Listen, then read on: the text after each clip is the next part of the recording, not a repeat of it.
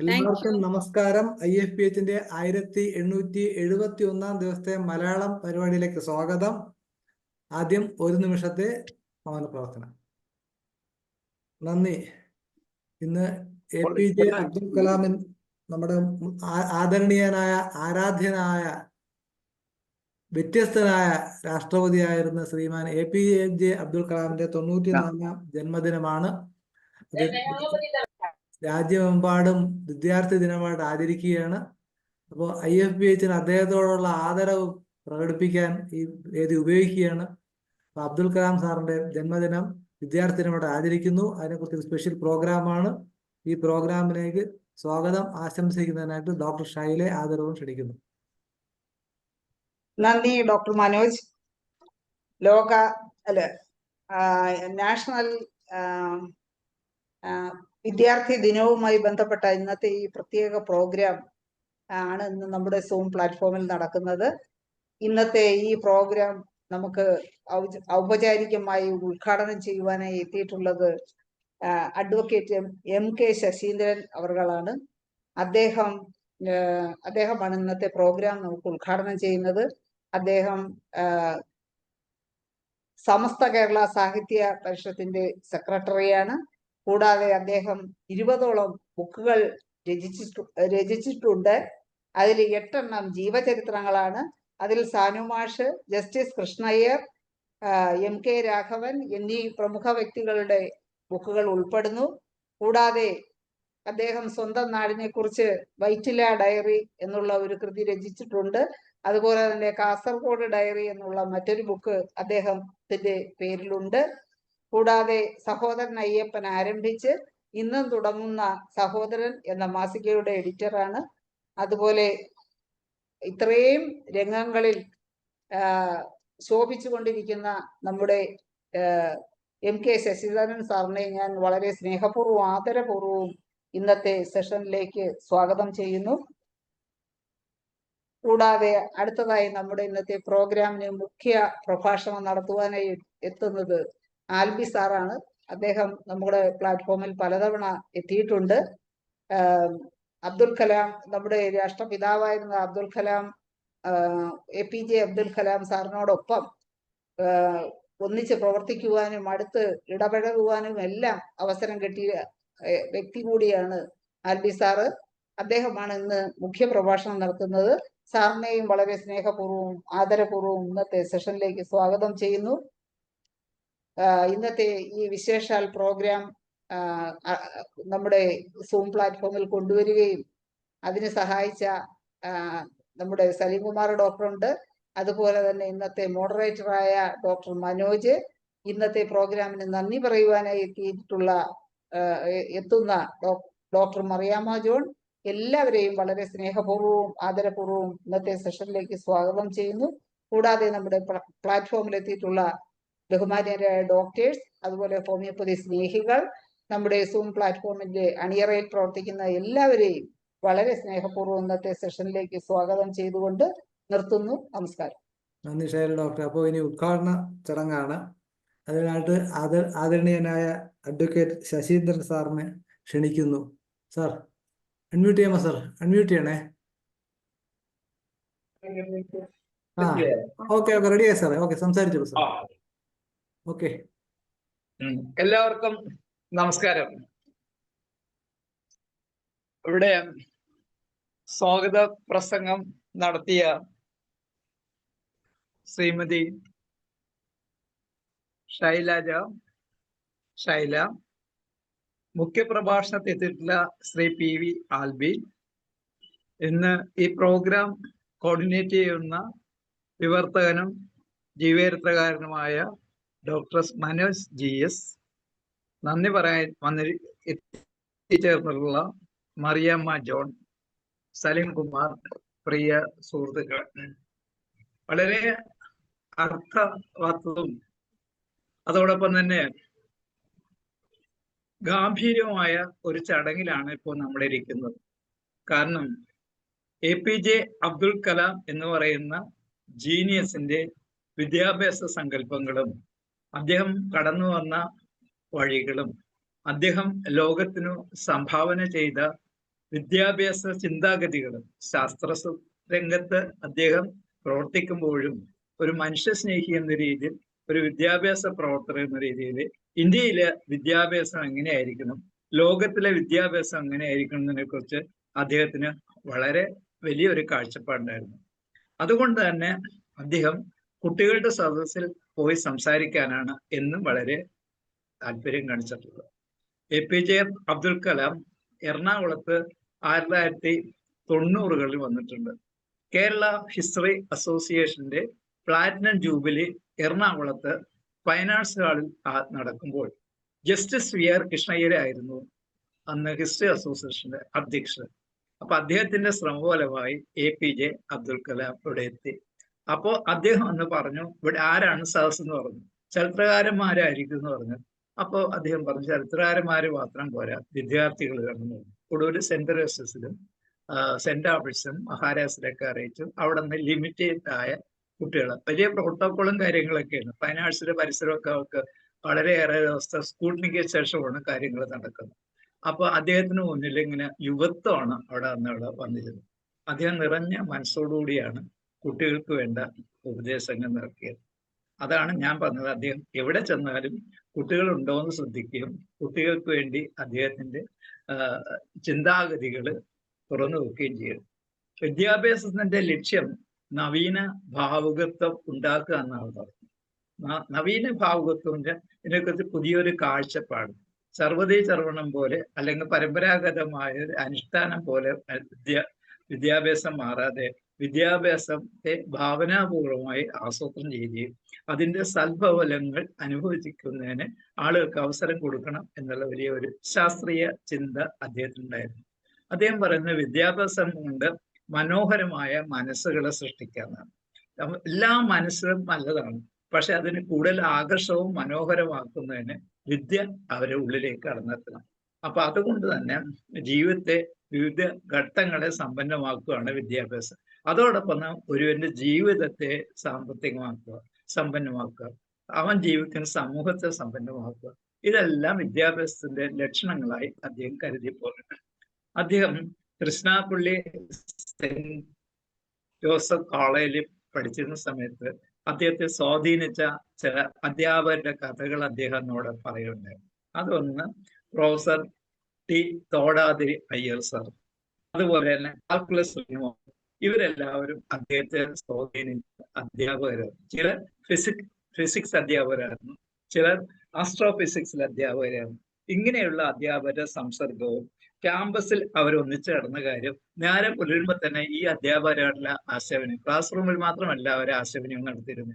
അവർ രാവിലെ എഴുന്നേറ്റ് പുലർകാലത്ത് നടക്കാൻ പോകുമ്പോഴും എല്ലാ സമയത്തും ഈ വിദ്യാർത്ഥികളും അധ്യാപകരും തോഴരെ പോലെ തന്നെയാണ് അവിടെ നടന്നുകൊണ്ടിരുന്നത്. അപ്പൊ അദ്ദേഹത്തിന് കുട്ടികളുടെ മനസ്സ് നന്നായി വായിച്ചെടുക്കാനായിട്ട് ഈ സംവേദനം അല്ലെങ്കിൽ ഈ അടുപ്പം സഹായകമായി എന്ന് അദ്ദേഹം പറയുന്നു. അതോടൊപ്പം തന്നെ അദ്ദേഹത്തെ പുരാതന ഗണിത ശാസ്ത്രജ്ഞരായ ഒരുപാട് ശാസ്ത്രജ്ഞന്മാരുടെ കഥകൾ കേട്ട് അദ്ദേഹം വളർന്നു. അത് ഒന്ന് നമ്മുടെ ആര്യഭട്ട, 2 ഭാസ്കര, 3 രാമാനുജം. ഇതുപോലെ നൂറ്റാണ്ടുകൾക്ക് മുമ്പ് തന്നെ ഭാരതത്തിലുണ്ടായ വിമാന നിരീക്ഷണ രംഗത്തും ഭൗതിക ശാസ്ത്ര രംഗത്തും ഉണ്ടായ മേന്മകളെ ലോകത്തിന് പരിചയപ്പെടുത്തിയ ശാസ്ത്രജ്ഞന്മാരാണ് ഇപ്പോൾ പറഞ്ഞ 3 പേര്. അവരുടെ കഥകൾ കേട്ടുകൊണ്ടാണ് ഈ ശാസ്ത്രജ്ഞൻ അല്ലെങ്കിൽ അബ്ദുൽ കലാം ആസാദ് കലാമും ഈ രംഗത്തേക്ക് കൂടുതൽ താല്പര്യത്തോട് കടന്നെത്തിയത്. അതുപോലെ തന്നെ അദ്ദേഹത്തിന്റെ അണ്ണാമല യൂണിവേഴ്സിറ്റിയിൽ അദ്ദേഹത്തിന്റെ പ്രൊഫസർ ഉണ്ടായിരുന്നു. അണ്ണാമല യൂണിവേഴ്സിറ്റി അദ്ദേഹത്തെ പഠിപ്പിച്ചിരുന്നത് ഫാദർ ചിന്നതുരെ, പ്രൊഫസർ ചിന്നതുരെ എന്ന് പറയുന്ന ഫാദർ ചിന്നതുരെ. അദ്ദേഹമാണ് കുട്ടികളെ സ്വതന്ത്രമായി ചിന്തിക്കുന്നതിന് അദ്ദേഹം കുട്ടികളെ പരിശീലിപ്പിച്ചു. കുട്ടികളുടെ മനസ്സിനെ എപ്പോഴും ഇങ്ങനെ അടച്ചുകൂട്ടാതെ പാഠപുസ്തകങ്ങളിലേക്കോ അല്ലെ വേറെ ആൾക്കാർ പറഞ്ഞു വെച്ച കാര്യങ്ങൾ പഠിച്ച് അങ്ങനെ ഇരിക്കാതെ കുട്ടികളെ തുറന്നുകൂടാനും അവര് പുതിയ ആകാശവും പുതിയ ഭൂമിയും കണ്ടെത്താനായിട്ടുള്ള സ്വാതന്ത്ര്യം അനുഭവിക്കുന്നതിന് ആ ചിന്നതുരെ എന്ന് പറയുന്ന പ്രൊഫസർക്ക് കൊടുത്തു. അപ്പൊ അദ്ദേഹം ഇങ്ങനെയല്ല വളർന്നു വന്ന ഒരു സാഹചര്യത്തിലാണ് അദ്ദേഹം വിദ്യാർത്ഥിയുടെ പിൽക്കാലത്ത് അദ്ദേഹത്തിന് വിദ്യാഭ്യാസത്തെക്കുറിച്ച് നല്ല പരികല്പനകൾ ഉണ്ടായി. അത് അദ്ദേഹം പറയുന്ന വിദ്യാഭ്യാസം മൂല്യാധിഷ്ഠിതമായിരിക്കണം. വിദ്യാഭ്യാസം മൂല്യാധിഷ്ഠിതമാണ്. അതൊരു ലക്ഷ്യം ഉണ്ടായിരിക്കും. അത് മാനുഷിക മൂല്യങ്ങളുടെ വിതരണവും വിപണനവും സംക്രമണമാണ് വിദ്യാഭ്യാസത്തിൽ നടക്കേണ്ടത്. പിന്നെ ആധ്യാത്മികതയിൽ മതങ്ങളെ പരസ്പരം ബന്ധിപ്പിക്കുക. വിശേഷ ഇന്ത്യയിലെ ഒരുപാട് മതങ്ങളുള്ള ഒരു രാജ്യമാണ്. ഇവിടെ മതത്തിന്റെ പേര് സ്പർദ്ധകളൊന്നുമില്ല. ഈ മതങ്ങളിലെ നന്മകളെല്ലാം കൂട്ടിച്ചേർന്നുകൊണ്ട് ഒരു മത പാരസ്പര്യം ഉണ്ടാക്കിയെടുക്കുന്ന രീതിയിലുള്ള വിദ്യാഭ്യാസം ഇന്ത്യയിൽ പ്ലാൻ ചെയ്യണമെന്ന് അത് പറയും. ഇതിന്റെ എല്ലാം റിസൾട്ടായിട്ട് ഇന്ത്യയിൽ ദാരിദ്ര്യ നിർമ്മാർജ്ജനം കൂടി നടപ്പാകും എന്നാണ് അദ്ദേഹം പറയുന്നത്. അപ്പോൾ ഒരു വെൽഫെയർ സ്റ്റേറ്റ് എന്ന് പറയുന്ന ഒരു കാര്യത്തിന് വിദ്യാർത്ഥികളെ സജ്ജരാക്കുന്ന കളരികളാണ് അവരെ പാഠപുസ്തകങ്ങളും ക്ലാസ് റൂമുകളായിരിക്കുമെന്ന് അദ്ദേഹം വിവക്ഷ ചെയ്യുന്നത്. അതുപോലെ തന്നെ അദ്ദേഹം ഒരു ഉദാഹരണം പറയുന്നുണ്ട്. അദ്ദേഹം ഒരിക്കല് അവിടെ എംഫിൽ കുട്ടികൾ ക്ലാസ് എടുത്ത സമയത്ത് അദ്ദേഹം ഒരുപാട് പ്രബോധനങ്ങൾ കൊടുത്തു, കുട്ടികളെ പ്രബോധിപ്പിച്ചു.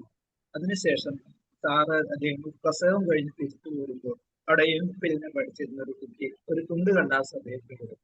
ആ തുണ്ട് കണ്ടാസ് അദ്ദേഹം പോക്കറ്റിട്ട് റൂമിൽ ചെന്ന് അന്വേഷിച്ച് വായിച്ചു പഠിച്ചപ്പോൾ ആ കുട്ടി എഴുതിയിട്ട് നിങ്ങളെപ്പോലുള്ള ആൾക്കാർ ഒരുപാട് പ്രബോധനങ്ങളൊക്കെ ചെയ്യുന്നുണ്ടെങ്കിലും ഈ താഴെ വീഴുന്ന എല്ലാ വിത്തുകളും നിങ്ങൾ ആശയവിനിമയം ചെയ്യുന്ന എല്ലാ വിത്തുകളും വളർന്നു വലുതായി ഒരു ആൽവൃക്ഷത്തോടാണ് കുട്ടി പറഞ്ഞത്. എല്ലാ വൃക്ഷവും എല്ലാം വിത്തുകളും ആൽവൃക്ഷം വലിയ വൃക്ഷമായി വരുന്നില്ല. ചിലതെല്ലാം ഇടയ്ക്ക് വെച്ച് യോജിക്കുകയുള്ളൂ. അതിന് കാരണം എന്താണ്? അപ്പൊ അദ്ദേഹം അതിനെക്കുറിച്ച് വിശദമാര് കുട്ടികളിൽ കത്തയച്ചു. അപ്പൊ അദ്ദേഹം പറഞ്ഞു, ഞങ്ങളെല്ലാം കുട്ടികൾക്ക് 100% എടുക്കാൻ കഴിയില്ല, ഒരു 60% കുട്ടികൾക്ക്. അതാണ് വിദ്യാഭ്യാസം. ഗുരുനാഥന്മാരുടെ പുസ്തകങ്ങളുടെയും ഒരാളെ എഴുന്നേൽപ്പിച്ച് ഒരു 60% മാക്സിമം കഴിഞ്ഞാൽ തന്നെ നമ്മുടെ ലക്ഷ്യത്തെ എത്തുമെന്ന് പറയുന്നു. അതേ സമയത്ത് അദ്ദേഹം ഈ കാര്യം പറഞ്ഞത് എറണാകുളത്ത് MK സാനു മാഷിന്റെ ഒരു പിറന്നാൾ ആഘോഷം, MK സാനു ഫൗണ്ടേഷന്റെ ഒരു ഉദ്ഘാടനം നിർവഹിച്ചത് APJ അബ്ദുൽ കലാമാണ്. അത് എറണാകുളം ചാവറ കൾച്ചറൽ സെന്ററിലായിരുന്നു. അപ്പൊ അദ്ദേഹം സാനുമാഷെ ഇരുത്തിക്കൊണ്ട് സംസാരിച്ചു പറഞ്ഞ കഥയാണ്. അപ്പൊ അദ്ദേഹം പറഞ്ഞു, സാനുമാഷെ പോലുള്ള പ്രഗത്ഭരായ അധ്യാപകര് ഒട്ടും ചോർച്ച കൂടാതെ കാര്യങ്ങൾ പറഞ്ഞു കൊടുക്കുന്നു. എനിക്കെല്ലാം ഒരു 60% എന്ന് പറയുമ്പോൾ സാനുമാഷിന്റെ കുട്ടികൾ 100% വിദ്യ അല്ലെങ്കിൽ വിജ്ഞാനങ്ങൾ അറിവുകൾ നേടുകയും സംശീകരിക്കുകയും ചെയ്യുന്നതാണ് അദ്ദേഹം പറയുന്നത്. അദ്ദേഹം ഭാഷ എന്ന് പറഞ്ഞുകൊണ്ട് ആ ഗുരുവിന്റെ സാഷ്ടാംഗം നമസ്കരിക്കുന്ന രീതിയിൽ വളരെ വിനയത്തോടുകൂടിയാണ് അന്ന് അബ്ദുൽ കലാം ഇവിടെ സംസാരിച്ചത്.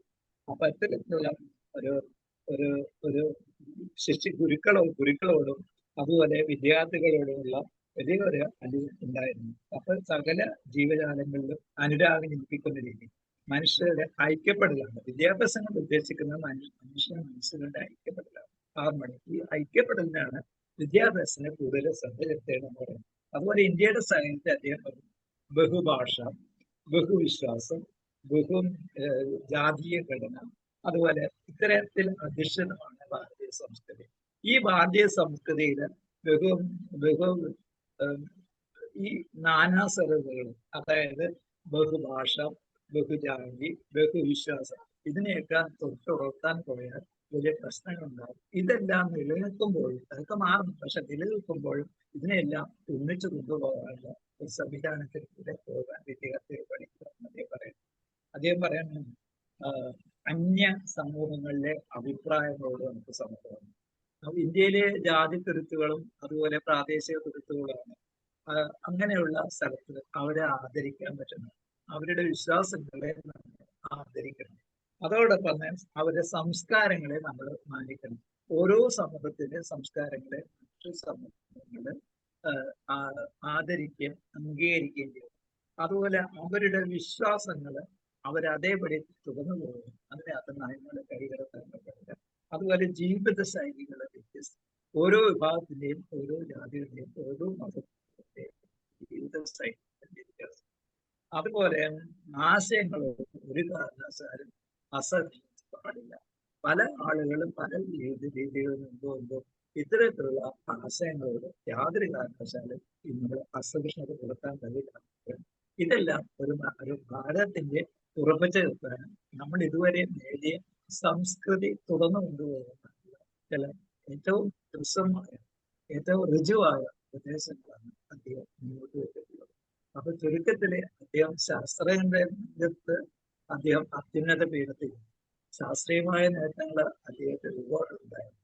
അത് നമ്മൾ അംഗീകരിക്കുകയും അദ്ദേഹത്തെ സമുന്നതങ്ങളായ സ്ഥാനങ്ങളെ സമൂഹത്തിൽ പ്രധാന സ്ഥാനങ്ങളിലേക്ക് ഒതുക്കിയപ്പോൾ നമ്മുടെ സമൂഹത്തിലെ പ്രശ്നങ്ങൾ അങ്ങനെ കണ്ടറിയാനും അതിനൊരു പരിഹാരം വിദ്യാർത്ഥികളിലൂടെ വിദ്യാഭ്യാസ സമ്പ്രദായത്തിലൂടെ കുട്ടികളിലൂടെ കണ്ടെത്തണം.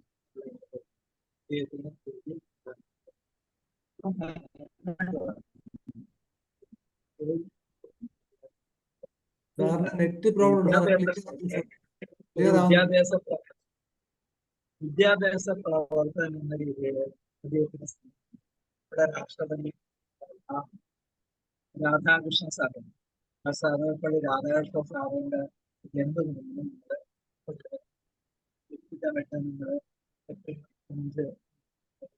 അധ്യാപകത്തിന് ഇപ്പോൾ ഒരു സർവദേശീയ വിദ്യാഭ്യാസ ദിനമായി വിദ്യാർത്ഥി ദിനമായി ജന്മദിനം ആചരിക്കുന്നത്. അതിന് ലോകത്തെ മുഴുവൻ കഴിപ്പിക്കാൻ ലോകവ്യാപകമായി അത്രയേറെ സംപ്ലൈമാണ്, അത്രയേറെ ഉത്കൃഷ്ടമാണ്, അത്രയേറെ വിശുദ്ധമാണ്, അത്രയേറെ പരിശുദ്ധമാണ്, അത്രയേറെ ഐക്യദാർഢ്യമാണ് ഒരു സംസ്കാരത്തിന്റെ ഒരു സങ്കലനമാണ് ഇതിന്റെ ജന്മദിനം. ഒരു പുണ്യ പുരാണ പുരുഷന്റെ നമ്മൾ കണ്ട, നമ്മൾ കേട്ട, നമ്മൾ അനുഭവിച്ച, നമ്മുടെ കൂടെ നടന്നു പോയ APJ അബ്ദുൽ കലാം എന്ന് പറയുന്ന ഒരു ദരിദ്രഭാഗത്ത് ഞാൻ അദ്ദേഹത്തിന്റെ ധനുഷ്കോടിയിലൂടെ രാമേശ്വരത്ത് വസതി പോയിട്ടുണ്ട്. അദ്ദേഹത്തിന്റെ കൊച്ചു ഭവനം കണ്ടിട്ടുണ്ട്. അവിടെ അദ്ദേഹം ജീവിതം കണ്ടിട്ടുണ്ട്. അദ്ദേഹത്തിന്റെ രോഗിയായ ദേശിനെ സംഘടിപ്പിച്ചിട്ടുണ്ട്. അത്തരത്തിൽ നടന്ന വളരെ എളിമയിൽ ഈ രാജ്യത്തെ കുറിച്ച് ഒരുപാട് ഭാവി തലമുറകളുടെ ഒരുപാട് പ്രതീക്ഷകളാണ് അബ്ദുൽ കലാമിന് ജന്മദിനം. ഇത്രയും നല്ല വർക്കുകൾ അദ്ദേഹത്തെ സ്മരിക്കാനായിട്ട് ഒരാളുണ്ട്. വലിയ കാര്യം ഓക്കെ സാർ, സ്മരിക്കുന്നില്ല, സ്മരിച്ച് നോക്കില്ല. ഇതിലേക്ക് ഈ ചടങ്ങ് ഉദ്ഘാടനം പ്രഖ്യാപിക്കുന്നു. ഓക്കെ, നന്ദി സാർ, വളരെ വളരെ നന്ദി. ആൽബി സാർ, അങ്ങേക്ക് തുടങ്ങാം. ഞാൻ ഏറ്റവും കൂടുതൽ കാലം അബ്ദുൽ കലാമിനോടൊപ്പം നടന്ന ഒരാളാണ്, അതേ വഴിയെ പോയ ഒരാളാണ്. ആൽബി സാർ. നമസ്കാരം. ഈ ഹോമിയോപ്പതി ഡോക്ടർമാരുടെ ഈ ഒരു സംഘടന ഡോക്ടർ APJ അബ്ദുൽ കലാമിന്റെ ജന്മദിനം ഓർത്തതിൽ വളരെയധികം സന്തോഷം. കാരണം അദ്ദേഹം മരിച്ച് 2-3 വർഷങ്ങളൊക്കെ കഴിഞ്ഞ് ഈ ദിവസമൊക്കെ ആരും ഓർക്കാത്തൊരു സ്ഥിതിയാണ്. 3 വർഷം ജനിച്ച ദിവസവും മരിച്ച ദിവസമൊക്കെ അനുസ്മരണങ്ങളൊക്കെ ഉണ്ടായിരുന്നു. ഓരോ ദിവസം 3-4 മീറ്റിങ്ങിനൊക്കെ എനിക്കും അതേപോലെ അദ്ദേഹമായിട്ട് അടുപ്പമുള്ളവർക്ക് ക്ഷണം കിട്ടുമായിരുന്നു. പിന്നീട് അതൊക്കെ ഇല്ലാതായി. വാസ്തവത്തിൽ ഇന്ന് എനിക്ക് തോന്നുന്നു ഈ സംഘടന മാത്രമാണ് അദ്ദേഹത്തെ കേരളത്തിൽ ഓർക്കുന്നത് എന്ന്. കേരളത്തിന് പുറത്തുള്ള സ്ഥിതിയും അങ്ങനെയൊക്കെ തന്നെ ആയിരിക്കും. അപ്പോൾ ഞാനിന്ന് ഫേസ്ബുക്കിലൊരു പോസ്റ്റ് ഇട്ടു. ശാസ്ത്രത്തിന്റെ ഒരു ഇന്ത്യൻ ശാസ്ത്രത്തിലെ ഒരു മഹർഷിയുടെ ജന്മദിനം ഓർക്കാൻ അശാസ്ത്രീയരെന്ന് മുദ്രകുത്തപ്പെട്ട ഹോമിയോപ്പതിക്കാർ മാത്രമല്ലേ ഉണ്ടായുള്ളൂ. കുറെ പേരൊക്കെ അതിനോട് പ്രതികരിച്ചു. അപ്പോൾ അതിൽ വളരെയധികം സന്തോഷം. അദ്ദേഹത്തിന്റെ ഒരു ഗാങ്ങിൽ ഉണ്ടായിരുന്ന, ഇതിന്റെ ബോയ് ആയിട്ടുണ്ടായിരുന്ന ഒരു വ്യക്തി എന്ന നിലയിൽ അദ്ദേഹത്തിന്റെ പേരിൽ ഞാൻ നന്ദി പറയുകയാണ് നിങ്ങളോട്. അദ്ദേഹത്തിന്റെ ജന്മദിനം കേൾക്കാമല്ലോ അല്ലേ? കേൾക്കാൻ പ്രയാസമുണ്ടോ? കേൾക്കാം സാർ, കേൾക്കാം. ജന്മദിനം നമ്മുടെ ദേശീയ തലത്തിൽ വിദ്യാർത്ഥി ദിനമായിട്ട് ആചരിച്ചു വരുന്നു എന്നത് ഏറ്റവും ഉചിതമായൊരു കാര്യം എന്ന് പറയാം. ഏറ്റവും ഉചിതമായൊരു കാര്യം. മറ്റേത് ദിനം ആയിട്ട് വേണമെങ്കിൽ സാങ്കേതിക വിദ്യയോ അങ്ങനെയൊക്കെ പറഞ്ഞാലും അത് അത്രക്ക് ആപ്റ്റ് ആവില്ല. വിദ്യാർത്ഥി ദിനം കാരണം ഒന്ന്, ഇപ്പോൾ ഉദ്ഘാടകനും മറ്റൊക്കെ പറഞ്ഞ പോലെ വിദ്യാർത്ഥികളോട് ഏറ്റവും അടുത്തു നിന്നിരുന്ന അല്ലെങ്കിൽ വിദ്യാർത്ഥികളുടെ സാമീപ്യം എന്നും മരണം വരെയും മരിക്കുന്ന നിമിഷം വരെയും ആഗ്രഹിച്ച ഒരു വ്യക്തി എന്നതിലുപരി അദ്ദേഹം തന്നെ ഒരു വിദ്യാർത്ഥിയായിരുന്നു. എനിക്കറിയാവുന്നിടത്തോളം ഏതാണ്ട് 1990 മുതൽ മരിക്കുന്നവരെ സാമാന്യം നന്നായിട്ട് ചെറിയൊരു ഇടവേള ഒഴിച്ചാൽ അടുത്ത് നിന്ന് മനസ്സിലാക്കാൻ കഴിഞ്ഞ ഒരാളെന്ന നിലയിൽ അദ്ദേഹം ബേസിക്കലി ഒരു വിദ്യാർത്ഥിയായിരുന്നു. വിദ്യാർത്ഥി ആയതുകൊണ്ട് തന്നെ ഒരു വിദ്യാർത്ഥി മറ്റു വിദ്യാർത്ഥികളോട് കൂട്ടുകൂടുന്നത് പോലെ തന്നെയാണ് അദ്ദേഹം മറ്റു വിദ്യാർത്ഥികളെ കൂട്ടുകൂടി. ഇപ്പോൾ ശശീന്ദ്രൻ സാറ് പറഞ്ഞ പോലെ ഹിസ്റ്ററി കോൺഗ്രസ് വന്നു കഴിഞ്ഞപ്പോൾ സമീപത്തുള്ള സെൻട്രൽ സാസിലേക്ക് സെന്റ് ആൽബർട്ട്സിലേക്ക് കോളേജിലെ വിദ്യാർത്ഥികൾ വരണമെന്ന് ആഗ്രഹിച്ചത് കൊണ്ട് തന്നെയാണ്. വിദ്യാർത്ഥിക്ക് വിദ്യാർത്ഥികളുടെ കൂട്ട് വേണം. വാസ്തവത്തിൽ അദ്ദേഹത്തിന്റെ അവസ്ഥയായിരുന്നു. അതുകൊണ്ട് തന്നെ ദേശീയ വിദ്യാർത്ഥി ദിനമായിട്ട് ആചരിക്കുന്നത് ഏറ്റവും ഉചിതമായ ഒരു കാര്യമാണ്. കാരണം കലാസാറിന് വലിയ സ്മാരകങ്ങളൊന്നുമില്ല. ഡൽഹിയിലൊരു സ്മാരകം ഉണ്ട്, അത് കാര്യമായിട്ടൊന്നും പ്രവർത്തിക്കുന്നില്ല. ഞാൻ 7-ാം തീയതി 8-ാം തീയതിയും ഡൽഹിയിലുണ്ടായിരുന്നു. കാര്യമായിട്ടൊന്നുമില്ല. അദ്ദേഹം താമസിച്ചിരുന്ന വീട്, മരിക്കുന്നവരെ താമസിച്ചിരുന്ന വീട് ചെറിയൊരു MP മാർക്ക് കൊടുക്കുന്ന ഒരു വീടാണ്. ഇവിടെ രാംജത്ത് മലാനിയുടെ അയൽവക്കമായിരുന്നു. ഞങ്ങൾക്ക് അവിടെ നിന്നാണ് ജോലി ചെയ്തിരുന്നത്. അത് അദ്ദേഹത്തിന്റെ സ്മാരകമാക്കണമെന്ന് പറഞ്ഞു, ഒന്നും നടന്നില്ല. ഞാൻ 8-ാം തീയതി ആ വഴിക്കൊക്കെ പോയി. അത് ഏതൊരു ഉത്തരേന്ത്യക്കാരൻ്റെ MP കൊടുത്തിരിക്കുകയാണ്. പിന്നെ അദ്ദേഹത്തിന്റെ ശേഷിപ്പുകൾ, രേഖകൾ, ആധാർ കാർഡും ബാങ്ക് പാസ്ബുക്കും പാസ്പോർട്ടും അടക്കമുള്ള രേഖകളെല്ലാം 5-6 മാസം മുമ്പ് സെൻട്രൽ ആർക്കൈവ്സ് ഡിപ്പാർട്ട്മെന്റ് സെൻട്രൽ ആർക്കൈവ്സിന് ഡൊണേറ്റ് ചെയ്തു. ഇതിന്റെ ചേട്ടൻ മുത്തുമരക്കാരുടെ മകള് ഡോക്ടർ നസീമയും ഞാനുമാണ് അതിന് സാക്ഷിയായിട്ട് നിന്ന് കൊടുത്തു. അതോടുകൂടി ഓർമ്മകളൊക്കെ അവരൊക്കെ തീർന്നു. അതുകൊണ്ട് തന്നെ നിങ്ങളുടെ ഈ പരിപാടിക്ക് നിങ്ങൾ വിചാരിക്കുന്നതിനൊക്കെ കൂടുതൽ മൂല്യവും അർത്ഥവും ഉണ്ട്. അത് വളരെ നല്ല കാര്യമാണ്. ഞാനൊരു വിദ്യാർത്ഥി എന്ന നിലയിലാണ് അദ്ദേഹമായിട്ട് പരിചയപ്പെടുന്നത്. ഇപ്പോൾ ശശീന്ദ്രൻ സാറ് പറഞ്ഞ പോലെ ഫൈനാൻസ് ഹാളിലെ ഡിസ്ട്രിക്ട് കോൺഗ്രസിന്റെ പരിപാടി പറഞ്ഞല്ലോ. ഫൈനാൻസ് ഹാളിന് തൊട്ട് വടക്കുവശമാണ് കൊച്ചിൻ യൂണിവേഴ്സിറ്റിയുടെ ലേക്ക് സൈഡ് ക്യാമ്പസ്. കാലാവസ്ഥ, സമുദ്രശാസ്ത്രം, ഭൂമിശാസ്ത്രം, ഭൗമശാസ്ത്രം, ജിയോളജി, പിന്നെ മറൈൻ ബയോളജി, അതിൻ്റെയൊക്കെ ക്ലാസ് അവിടെ നടക്കുന്നു. ഞങ്ങളുടെ ആദ്യത്തെ സെമസ്റ്റർ മിക്കവാറും അവിടെയായിരുന്നു. നമുക്ക് ഓഷ്യനോഗ്രഫി പഠിക്കാനുണ്ടായിരുന്നുണ്ട്. പിന്നെ കപ്പലിൽ കടലിലൊക്കെ പോകണം. അവിടെ വെച്ചാണ് കലാം സാറിനെ ആദ്യമായിട്ട് കാണുന്നത്. അന്ന് സത്യം പറഞ്ഞാൽ കലാം സാറ് ഞങ്ങളുടെ വിദ്യാർത്ഥികളുമായിട്ട്, ഞങ്ങളുടെ ഡിപ്പാർട്ട്മെന്റിനല്ല, കാലാവസ്ഥയുമായിട്ടും ഫിസിക്സുമായിട്ടും ഒക്കെ ബന്ധപ്പെട്ട, സമുദ്രശാസ്ത്രമായിട്ടൊക്കെ ബന്ധപ്പെട്ട എല്ലാ ഡിപ്പാർട്ട്മെന്റുകളിലെയും സീനിയർ ജൂനിയർ വിദ്യാർത്ഥികൾ, റിസർച്ച് സ്കോളേഴ്സ് എല്ലാവരും കൂടി ഒരു സെമിനാർ മാതിരിയായിരുന്നു. അപ്പോൾ നമുക്ക് ഇദ്ദേഹത്തെ കുറിച്ച് വലിയ അറിവൊന്നും ഇല്ല. പലപ്പോഴും പത്രത്തിൽ വാർത്ത വരും, ഒരു മിസൈൽ വിക്ഷേപണം വിജയിക്കുന്നു, അല്ലെങ്കിൽ റോക്കറ്റ് വിക്ഷേപണം വിജയിക്കുന്നു. അപ്പോൾ വാർത്തകൾ അതിന് അപ്പുറം അന്ന് APJ അബ്ദുൽ കലാം എന്ന് പറയുന്ന അധികം പേർക്ക് അറിയില്ല. അദ്ദേഹം ഡിഫൻസ് റിസർച്ച് ലാബറട്ടറിയുടെ ഡയറക്ടറാണ്. ഒന്നും അവിടെ ഹൈദരാബാദിലാണ് അദ്ദേഹം പ്രവർത്തിച്ചിരിക്കുന്നത്. അദ്ദേഹം വരുന്നത് തന്നെ കൊച്ചി യൂണിവേഴ്സിറ്റിയിൽ ഓരോ രംഗത്തും എമിനന്റ് ആയിട്ടുള്ള പേഴ്സണാലിറ്റീസിനെ കൊണ്ടുവരാനൊരു പദ്ധതി അന്നത്തെ വൈസ് ചാൻസലർ ആയിരുന്ന ഹർഷ് കെ ഗുപ്ത, അദ്ദേഹം അറിയപ്പെടുന്ന ഒരു ജിയോളജിസ്റ്റാണ്. അദ്ദേഹം കൊണ്ടുവരാൻ കാരണം, ഈ കൊച്ചി യൂണിവേഴ്സിറ്റി എന്നൊക്കെ പറയുന്നത് പുറമേ നോക്കുമ്പോൾ വലിയ ക്യാമ്പൊക്കെ ആണെങ്കിൽ പോലും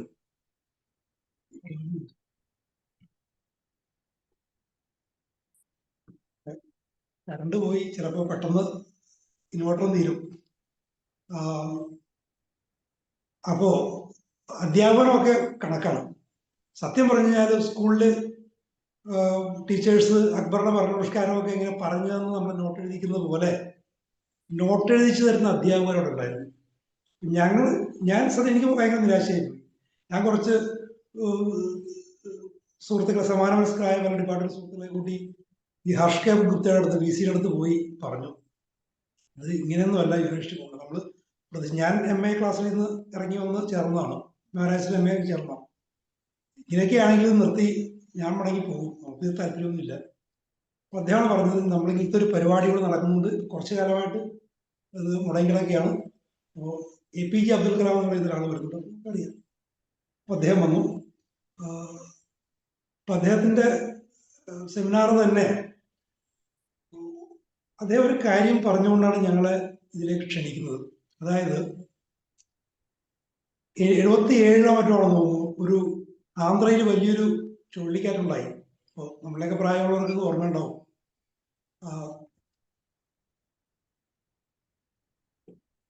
ആയിരക്കണക്കിന് പേര് മരിച്ചു, 10,000-കണക്കിന് പേരെ കാണാതായി, കോടാനുകോടി രൂപയുടെ മത്സ്യബന്ധന ഉപകരണങ്ങളും വീടുകളും വൃക്ഷങ്ങളും ലൈഫ് സ്റ്റോക്കും ഒക്കെ നശിച്ചുപോയി.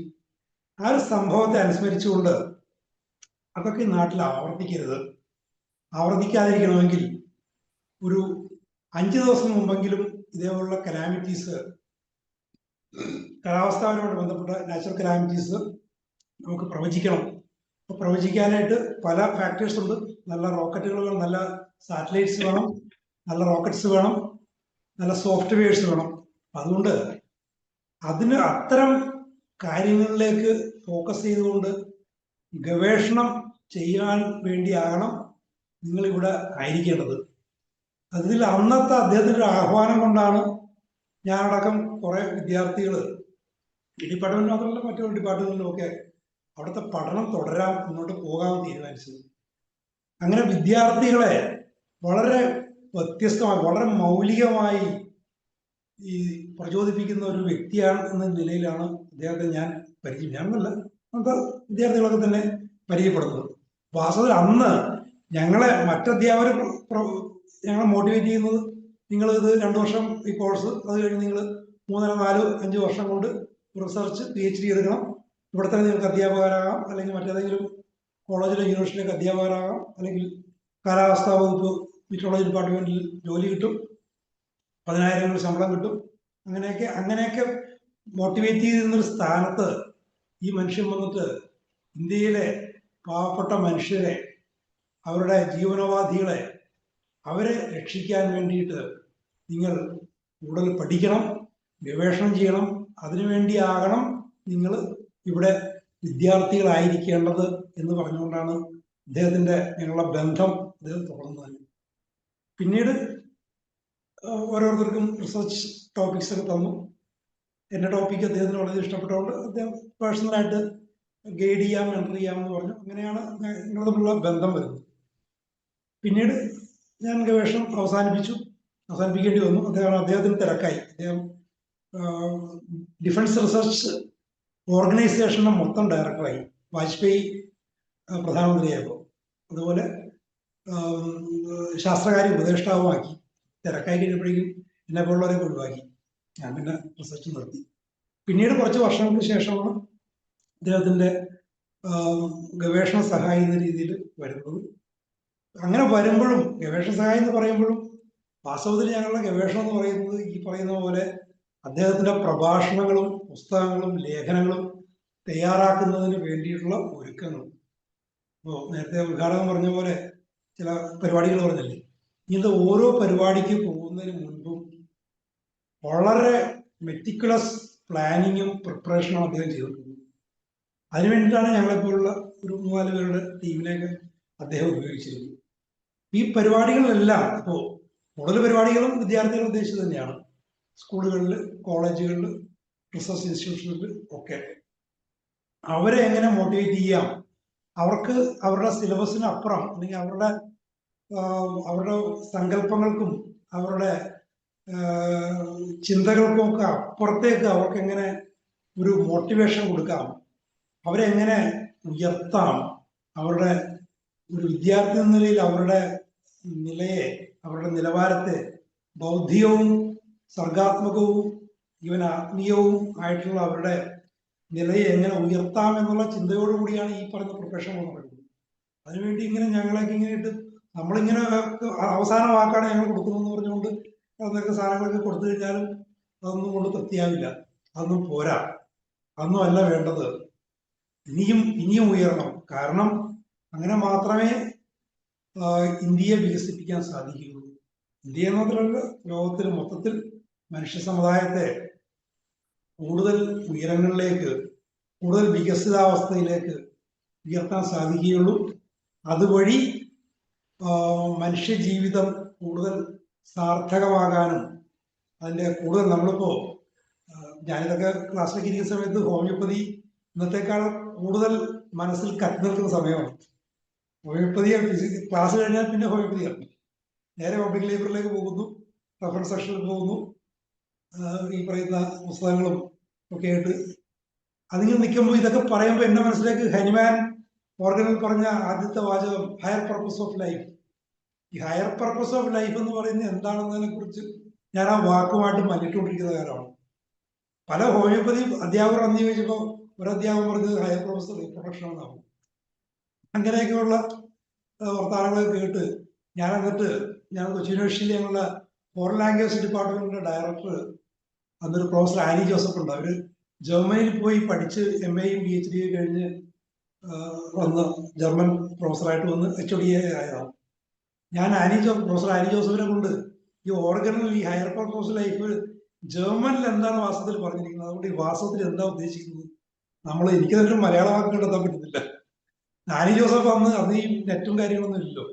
ഞങ്ങൾക്കന്ന് ഇൻട്രാനെറ്റ് എന്ന് പറഞ്ഞ സാധനമുണ്ട്, ഇന്റർനെറ്റിന്റെ മുത്തച്ഛന. ഇൻട്രാനെറ്റ് ഞങ്ങളുടെ ഡിപ്പാർട്ട്മെന്റ് ഉപയോഗിച്ചുകൊണ്ട് അവര് കുറെ പേജസ് ഒക്കെ അവിടെ നിന്ന് നമ്മൾ സ്കാൻ ചെയ്ത് കൊണ്ടുവരുന്ന പോലെ, ഫാക്സിൽ കൊണ്ടുവരുന്ന പോലെ കൊണ്ടുവന്നു. അവരതിന്റെ അർത്ഥമൊക്കെ പറഞ്ഞു തന്നു. ഇതൊരു വളരെ കലാം സാറൊക്കെ പറഞ്ഞ പോലെ വളരെ ഉദാത്തമായ ഒരു ലെവലിലേക്ക് ഉയർത്തുക. അതൊക്കെ ഈ പറഞ്ഞ റീപ്രൊഡക്ഷനോ അല്ലെങ്കിൽ അങ്ങനെയുള്ള കാര്യങ്ങളോ കൂടുതൽ നോളജ് ഉണ്ടാക്കലോ ഡാറ്റാബേസ് ഉണ്ടാക്കലോ ഒന്നും അല്ല. മനുഷ്യജീവിതത്തിന്റെ സമഗ്രവും എന്താ പറയുക ഉന്നതവുമായിട്ടുള്ള അത് കേവലം ഫിസിക്കൽ അല്ല, ഭൗതികമല്ല, ഇന്റലക്ച്വലുമല്ല, അതിനേക്കാൾ ഉപരി ഒരു ആത്മീയ തലം എന്ന് വേണമെങ്കിൽ പറയാം. നമ്മൾ സാമ്പ്രദായിക ആത്മീയ തലം എന്നല്ല ഉദ്ദേശിക്കുന്നത്. മനുഷ്യൻ വളരെ ഉദാത്തമായി വളരെ എന്താ പറയുക ഒരു ആനന്ദം, സന്തോഷമല്ല ഒരു ആനന്ദം അനുഭവിക്കുന്ന വളരെ കണ്ടന്റ് ആയിട്ട് ജീവിക്കാൻ പറ്റുന്ന ഒരു അവസ്ഥ. ആ അവസ്ഥയിലേക്ക് മാനവരാശിയെ മൊത്തം ഉയർത്തുക. അതിന് തടസ്സമായ ഒരുപാട് കാര്യങ്ങളുണ്ട്. യുദ്ധങ്ങള്, അസമാധാനങ്ങള്, സംഘർഷങ്ങള്, സ്വാർത്ഥചിന്തകള്, സങ്കുചിതങ്ങൾ, ദേശീയ സങ്കുചിതങ്ങള്, ഭാഷാപരമായ സങ്കുചിതങ്ങള്, ഇതിനെയൊക്കെ അപ്പുറത്തേക്ക് മനുഷ്യൻ ഉയരണമെങ്കിൽ അവരെ ഈ വിദ്യാർത്ഥി കാലഘട്ടത്തിൽ തന്നെ അവരെ മികച്ച വിദ്യാർത്ഥികളാക്കണം. സിലബസിന്റെ 4 അതിരുകളിൽ നിന്ന് അപ്പുറത്തേക്ക് ഞങ്ങൾ പഠിക്കുന്നത് applied physics, applied mathematics, climatology, അങ്ങനെ.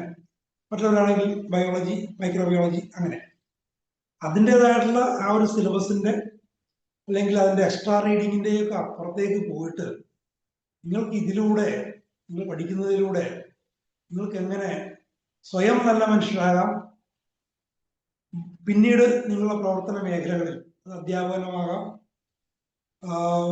ഗവേഷണമാകാം, എന്തുമാകാം, ആ മേഖലകളിലൂടെ എങ്ങനെ ഒരു empowered and more peaceful, more progressive society എങ്ങനെ ഉണ്ടാക്കാം എന്നുള്ളതാണ് അദ്ദേഹത്തിന്റെ ചിന്ത. ആ ഒരു ചിന്തയോടെയാണ് ഓരോ വിദ്യാർത്ഥിയെയും അദ്ദേഹം കണ്ടുകൊണ്ടിരുന്നത്. അതിനു വേണ്ടിയിട്ടാണ് എന്തിനു പോകുമ്പോഴും വിദ്യാർത്ഥികളെ കൂടെ കൂട്ടണം, അവരോട് ഇന്ററാക്ട് ചെയ്യുന്ന അദ്ദേഹം ചിന്തിച്ചത്. അദ്ദേഹത്തിന്റെ പുസ്തകങ്ങള് ഏറ്റവും പ്രധാനപ്പെട്ട പുസ്തകം അഗ്നിച്ചിറകുകളോ മറ്റേ 2020 ഒന്നും അല്ല. അദ്ദേഹത്തിന്റെ ഏറ്റവും പ്രധാനപ്പെട്ട പുസ്തകം എൻവിഷനിങ് and empowered nation using technology for societal change എന്നുള്ളതാണ് ആ പുസ്തകത്തിന്റെ ഇംഗ്ലീഷിലെ നീണ്ട പേര്. ഒരു എംപവേർഡ് നേഷൻ, ശാക്തീകൃതമായ ഒരു രാജ്യം.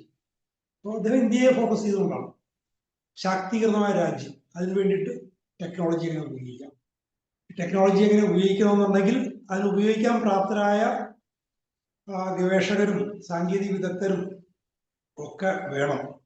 അത് വേണമെന്നുണ്ടെങ്കിൽ ഈ വിദ്യാർത്ഥികളെ ചെറുപ്പത്തിലേ പിടിക്കണം. വാസ്തവത്തിൽ ഓരോ ഇൻട്രാക്ഷനും, ഓരോ വിദ്യാലയത്തിൽ പോകുമ്പോൾ ഓരോ ഇൻട്രാക്ഷനും അദ്ദേഹം ഓരോ വിദ്യാർത്ഥിയെയും മനസ്സിൽ, അങ്ങനെയാണ് എനിക്ക് തോന്നിയിട്ടുള്ളത്. 1000 പേരുള്ളതായാലും 100 പേരുള്ള സദസ്സായാലും ശരി, ഓരോ വിദ്യാർത്ഥിയും അദ്ദേഹം ഓരോ വിദ്യാർത്ഥിയുടെയും മനസ്സിലേക്ക്, ഹൃദയത്തിലേക്ക്, അവരുടെ ആത്മാവിലേക്ക്, അവരുടെ ചിന്തകളിലേക്ക് കടന്നു കയറാൻ വേണ്ടിയിട്ട് അദ്ദേഹം വളരെ മെറ്റിക്കുലസ് പ്ലാനിങ് അദ്ദേഹമായിരുന്നു. അത് ഓരോ വാക്കിന്റെയും സെലക്ഷൻ.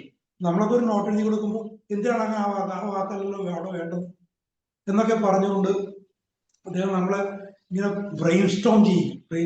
അതിങ്ങനെ പോളിഷ് ചെയ്ത് ഇങ്ങനെയൊക്കെ എല്ലാം എടുത്താൽ പോലും അദ്ദേഹം പോയി സംസാരിക്കുന്നത് ചിലപ്പോൾ അതിനൊക്കെ അപ്പുറത്തേക്കുള്ള തരത്തിലായിരിക്കും അതൊക്കെ വെച്ചുകൊണ്ട്.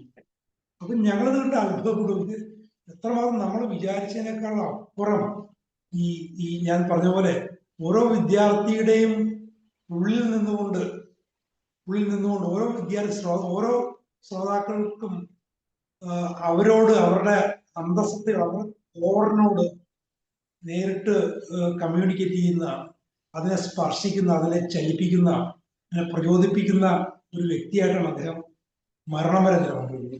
മരിക്കുന്നത് നിങ്ങൾക്കറിയാം, ഒരു വിദ്യാർത്ഥികളോട് ഷിലോങ്ങില് കോളേജിൽ ഇന്ററാക്ട് ചെയ്തുകൊണ്ട് സംസാരിക്കുന്നു. വിദ്യാർത്ഥികളോടൊന്നല്ല, ആരോടായാലും പോലും അദ്ദേഹം വിദ്യാർത്ഥികളായിട്ടാണ് കണ്ടത്. ആരെയും, സഹപ്രവർത്തകരെ, തൻ്റെ സ്റ്റാഫിനെ. പല ഉദാഹരണവും ഞാൻ നേരത്തെ പറഞ്ഞിട്ടുള്ളതെന്ന് തോന്നുന്നു. അദ്ദേഹത്തിന്റെ ഡ്രൈവറായിരുന്ന DRDOയിലായിരുന്ന സമയത്ത് അദ്ദേഹത്തിന്റെ ഡ്രൈവറായിട്ടൊരു തമിഴൻ, അദ്ദേഹത്തിന്റെ പേര് ഞാൻ പ്രത്യേകിച്ച് ഓർക്കുന്നില്ല, അദ്ദേഹം പട്ടാളത്തിൽ നിന്ന് ഡെപ്യൂട്ടേഷനിൽ വന്നാണ്. അദ്ദേഹത്തിന് ഒരു വിദ്യാർത്ഥിയായിട്ട് മാറ്റി. അദ്ദേഹം 10ാം ക്ലാസ് കഴിഞ്ഞ് പഠനം നടത്തിയ ഒരാളായിരുന്നു ഈ ഡ്രൈവർ. പളനിസ്വാമി അങ്ങനെയുണ്ടോ. അദ്ദേഹത്തിന് ഇപ്പോൾ ഡ്രൈവർക്ക് ഒഴിവ് സമയത്താണ്. ഇപ്പോൾ ഒരു ടോക്കിന് കലാസാരം പോയി കഴിഞ്ഞാൽ 2-3 മണിക്കൂർ 4 മണിക്കൂർ ഡ്രൈവർ ഫ്രീ ആണ്. അപ്പൊ ഇദ്ദേഹത്തിന് വായനാശീലം ഉണ്ടായിരുന്നു. കുറേശ്ശെ എന്തെങ്കിലുമൊക്കെ എടുത്ത് വായിക്കും.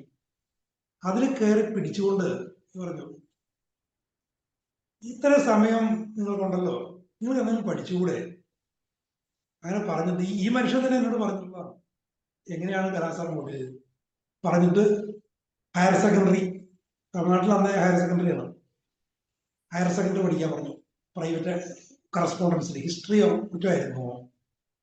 അതെടുത്ത് അപ്പൊ അതിനു വേണ്ടിയുള്ള പൈസ, അതിന് ചെലവ്, വീട്ടിൽ 3-4 മക്കൾ അദ്ദേഹത്തിനുണ്ട്, മാതാപിതാക്കളുണ്ട്. എനിക്ക് പൈസ ബുദ്ധിമുട്ടുണ്ട് സാറേ, എനിക്ക് കിട്ടുന്ന, അന്നൊക്കെ ഇന്നത്തെ പോലെ ശമ്പള പരിഷ്കാരമൊന്നും ഇല്ല, വലിയ ശമ്പളമൊന്നും ഇല്ല. ആദ്യം ഒരു പുസ്തകങ്ങളെല്ലാം ഞാൻ തന്നേക്കാം, അങ്ങനെ പുസ്തകങ്ങൾ കൊടുത്തു, അതിന്റെ പൈസ കൊടുത്തു. എന്നിട്ടും ഇദ്ദേഹത്തിന് ബുദ്ധിമുട്ടാണെന്ന് കലാസാരം മനസ്സിലായി. അദ്ദേഹം ചോദിച്ചുകൊണ്ടിരുന്നു, ചിലവുകളെ കുറിച്ചൊക്കെ ചോദിച്ചുകൊണ്ടിരുന്നു. ഫാമിലി ബജറ്റ് തയ്യാറാക്കണം, കണക്കുകൾ എഴുതണം. അപ്പോൾ കണക്കുകൾ എവിടെയെന്ന് ചെയ്യുമ്പോഴേക്കും ഈ പറഞ്ഞ പോലെ ചിലവ് കൂടുതലും വരവ് കുറവും. അപ്പോൾ എന്നാൽ പഠിക്കാനുള്ള ഫീസ് ഞാൻ തന്നേക്കാം. അങ്ങനെ പഠിപ്പിച്ച് എന്നാൽ ഹയർ സെക്കൻഡറി പഠിച്ചു. അതുകൊണ്ട് ചിലപ്പോൾ അദ്ദേഹത്തിന് പ്രൊമോഷൻ കിട്ടും, ചിലപ്പോൾ ഡ്രൈവറിൽ നിന്നൊരു ക്ലർക്കാകാം മിലിറ്ററിയിൽ. അപ്പൊ അതിൽ അദ്ദേഹം, ഈ മനുഷ്യൻ തൃപ്തനായിരുന്നു. പക്ഷെ കലാസാർ തൃപ്തനായിരുന്നില്ല. BA പഠിക്കാൻ പറഞ്ഞു, BAക്ക് ചേരാൻ പറഞ്ഞു. അങ്ങനെ BAക്ക് ചേർന്നു. BA വളരെ ഭംഗിയായിട്ട് പാസ്സായി. അതിനുശേഷം MAക്ക് ചേർന്നിച്ചു. MAയും കഴിഞ്ഞു. അപ്പോഴേക്കും കലാസാർ ഇതൊക്കെ വിട്ടുപോയി, ആ ഓഫീസൊക്കെ വിട്ടുപോയി. അവര് സ്റ്റാഫും ബോസും എന്നുള്ള ബന്ധമൊക്കെ പോയി. എങ്കിൽ പോലും കമ്മ്യൂണിക്കേറ്റ് ചെയ്തുകൊണ്ട് അവസാനം ഈ മനുഷ്യൻ ഒരു PhD ഹോൾഡറായിട്ടാണ് അവസാനിച്ചത്. ഡ്രൈവറായിരുന്ന മനുഷ്യൻ, 10ാം ക്ലാസ്സിൽ അഷ്ടി പാസ്സായ മനുഷ്യൻ, PhD ആയെന്ന് മാത്രമല്ല, പിന്നീട് മുൻ രാഷ്ട്രപതി നിലയിൽ ചെന്നൈയിൽ ഒരു കോളേജിൽ, ഒരു യൂണിവേഴ്സിറ്റിയിൽ വന്ന സമയത്ത് ഞാനൊക്കെ ഉണ്ടായിരുന്നു. അവിടെ വേദിയിൽ ഈ മനുഷ്യൻ അവിടുത്തെ ഒരു പ്രൊഫസർ എന്ന രീതിയിൽ കലാസാരങ്ങളൊക്കെ ഉണ്ടായിരുന്നു. അതാണ് ഒരു വിദ്യാർത്ഥിയുമായിട്ട് ഈ മനുഷ്യൻ എങ്ങനെ ഡീൽ ചെയ്തിരുന്നു എന്നുള്ളതിന്റെ ഒരു ഉദാഹരണം. ഇനിയുണ്ട് ധാരാളം ഉദാഹരണങ്ങൾ. ഇദ്ദേഹം പത്രപ്രവർത്തകരോട് പോലും ഇദ്ദേഹം ആ തരത്തിലുള്ള പത്രക്കാരെ പൊതുവെ, ഞാനും ആ കൂട്ടത്തിലുണ്ടായിരുന്നുകൊണ്ട് എനിക്കറിയാം, അവരങ്ങോട്ട് ആരെങ്കിലും പഠിപ്പിക്കാൻ പറ്റുന്നത് പൊതുവെ പത്രക്കാർക്ക് ഇഷ്ടമല്ല. എല്ലാം അറിയാവുന്നവരാണെന്ന തരത്തിലാണ് മട്ട്. അങ്ങനെയുള്ള ആളുകളെ ഇവിടെ അദ്ദേഹത്തിന് രാഷ്ട്രപതി കാൻഡിഡേറ്റ് പ്രഖ്യാപിക്കുമ്പോൾ ഇവിടെയായിരുന്നു, നമ്മള് ചെന്നൈയില് അണ്ണാ യൂണിവേഴ്സിറ്റി ആയിരുന്നു. അവിടെ ഒരു മെന്ററിങ് ചെയ്യായിരുന്നു അവിടെ അദ്ദേഹം. അപ്പോൾ അവസാന പാക്കിങ് എന്നെ വിളിച്ചിരുന്നു. ഞാൻ ചെന്ന സമയത്ത് അവിടെ നിന്ന് പാക്കിങ് കഴിഞ്ഞു. എയർപോർട്ടിൽ വന്നപ്പോഴേക്കും കുറെ പത്രക്കാരെ വന്നു. ഈ പത്രക്കാരെ വിളിച്ചു കൂട്ടിയിട്ട് ഒരു ക്ലാസ് എടുക്കുകയും ചെയ്തു. അദ്ദേഹത്തിനോളം പ്രായമുള്ളവരുണ്ട്, മുതിർന്നവരുണ്ട്, ചെറുപ്പക്കാരുണ്ട്, ഒക്കെയുണ്ട്. ഇവരെ നിർത്തിക്കൊണ്ട് രാഷ്ട്രപതി എന്ന് വെച്ചാൽ എന്താണ്, രാഷ്ട്രപതി സ്ഥാനം എന്തിനാണ്, ഭരണഘടന എന്തിനാണ്, രാഷ്ട്രപതിക്ക് എന്ത് ചെയ്യാൻ സാധിക്കുന്നതാണ് നിങ്ങൾ വിചാരിക്കുന്നത്, ഒരു രാഷ്ട്രപതിയോടല്ല രാഷ്ട്രപതി കാൻഡിഡേറ്റിനോട് നിങ്ങൾ എങ്ങനെ സമീപിക്കണം എന്ന് പറഞ്ഞുകൊണ്ടൊരു ക്ലാസ് എടുക്കുകയും ചെയ്തു. അത് വളരെ ബ്രീഫായിരുന്നു. വിഷയം പോന്നപ്പോൾ ഞാൻ അദ്ദേഹത്തോട് പറഞ്ഞു, പത്രക്കാര് ഇങ്ങനെ ക്ലാസ് എന്ന് പറഞ്ഞ ഇഷ്ടമല്ല. ഈ സാറിനൊരു ഫോർമൽ പ്രസ് മീറ്റ് ഉണ്ടാവും, മീറ്റ് പ്രസും ഉണ്ടാവും, കാൻഡിഡേറ്റ് പ്രഖ്യാപിച്ചു കഴിയുമ്പോൾ ഒരു ഫോർമൽ ഉണ്ടാവും. ആ ഒരു സമയത്തൊക്കെ നമ്മൾ പത്രക്കാരോട് സംസാരിക്കേണ്ട രീതി അതൊക്കെ വരണം. നമുക്ക് വോട്ട് കിട്ടുക, ജയം ഏതാണ്ട് ഉറപ്പാണെങ്കിൽ പോലും നമുക്ക് കുറെ കൂടി കൂടുതൽ വോട്ടുകൾ കിട്ടി ജയിക്കുക എന്നുള്ളതാണ് അവിടെ നമ്മൾ പത്രക്കാരോട് സംസാരിക്കുമ്പോൾ നമ്മളുടെ എയിം എന്നൊക്കെ പറഞ്ഞു കഴിഞ്ഞപ്പോൾ അദ്ദേഹം വളരെ മൂളി കേട്ടെങ്കിൽ പോലും അവസാനം പ്രസ് മീറ്റ് വന്നു കഴിഞ്ഞപ്പോൾ വീണ്ടും ആ പ്രസ് മീറ്റിനെ ഒരു ക്ലാസ് റൂമാക്കി മാറ്റുകയും ചെയ്തു, ഡൽഹി പ്രസ് ക്ലബിൽ വെച്ചുകൊണ്ട്. അവിടെയും വിദ്യാർത്ഥികളോടുന്ന പോലെയുള്ള ഒരു രീതി. പക്ഷെ ആ ജേർണലിസ്റ്റുകൾ പൊതുവെ ഇങ്ങനെ ഇതിനേക്കാൾ വലിയ എമിനന്റ് പേഴ്സണാലിറ്റീസ് വരുമ്പോൾ പോലും അവരുടെ അനിഷ്ടവും മറ്റുമൊക്കെ വളരെ പ്രകടമാക്കി പ്രകടിപ്പിക്കും, വളരെ പരസ്യമായിട്ട് പ്രകടിപ്പിക്കുന്ന പലരെയും എനിക്ക് അറിയാവുന്ന ആളുകളടക്കം ഉണ്ടായെങ്കിൽ പോലും അവരൊന്നും അവരുടെ പൊതു സ്വഭാവം മാറ്റിവെച്ചുകൊണ്ട് വിദ്യാർത്ഥികളെ പോലെ, നല്ല കുട്ടികളെ പോലെ ആ പ്രസ് മീറ്റിൽ ഇരിക്കുന്ന കാഴ്ച കാണാനും അതിന്റെ ബാക്ക്ഗ്രൗണ്ടിൽ നിന്ന് കാണാനുള്ള ഭാഗ്യം എനിക്കുണ്ടായി. പിന്നീട് അവരെ കൊണ്ടൊരു പ്രതിജ്ഞ ചൊല്ലിച്ചിട്ടാണ്, അധ്യാപകൻ വിദ്യാർത്ഥികളോട് പ്രതിജ്ഞ ചൊല്ലിക്കുന്ന പോലെ ഒരു പ്രതിജ്ഞ ചൊല്ലിച്ചിട്ടാണ് പ്രസ് മീറ്റ് അദ്ദേഹം അവസാനിപ്പിച്ചത്. പിന്നീട് മീറ്റ് ദ പ്രസ് ഉണ്ടായപ്പോഴും ഇദ്ദേഹം തന്നെയായിരുന്നു അവസ്ഥ. അതുകൊണ്ട് ഞാൻ പറഞ്ഞ ഈ മനുഷ്യൻ ഒരു അധ്യാപകനായിരുന്നു, അതേസമയം ഒരു വിദ്യാർത്ഥിയുമായിരുന്നു.